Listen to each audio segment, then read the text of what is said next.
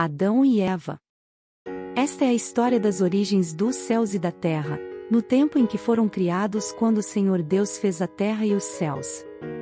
Ainda não tinha brotado nenhum arbusto no campo, e nenhuma planta havia germinado, porque o Senhor Deus ainda não tinha feito chover sobre a terra, e também não havia homem para cultivar o solo.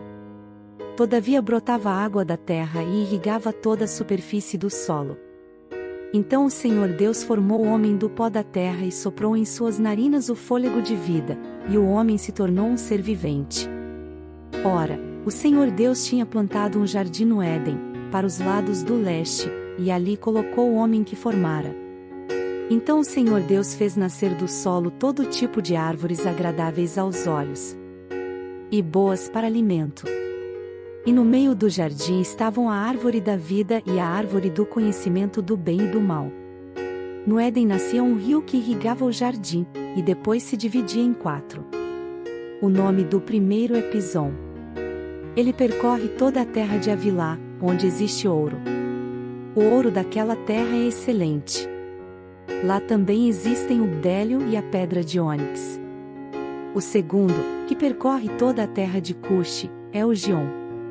O terceiro, que corre pelo lado leste da Assíria, é o Tigre. E o quarto rio é o Eufrates. O Senhor Deus colocou o homem no jardim do Éden para cuidar dele e cultivá-lo. E o Senhor Deus ordenou ao homem: coma livremente de qualquer árvore do jardim, mas não coma da árvore do conhecimento do bem e do mal, porque no dia em que dela comer, certamente você morrerá. Então o Senhor Deus declarou: não é bom que o homem esteja só. Farei para ele alguém que o auxilie e lhe corresponda.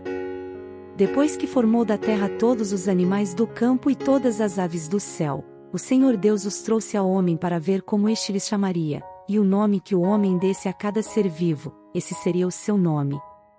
Assim o homem deu nomes a todos os rebanhos domésticos, às aves do céu e a todos os animais selvagens. Todavia não se encontrou para o homem alguém que o auxiliasse e lhe correspondesse. Então o Senhor Deus fez o homem cair em profundo sono e, enquanto este dormia, tirou-lhe uma das costelas, fechando o lugar com carne. Com a costela que havia tirado do homem, o Senhor Deus fez uma mulher e a levou até ele.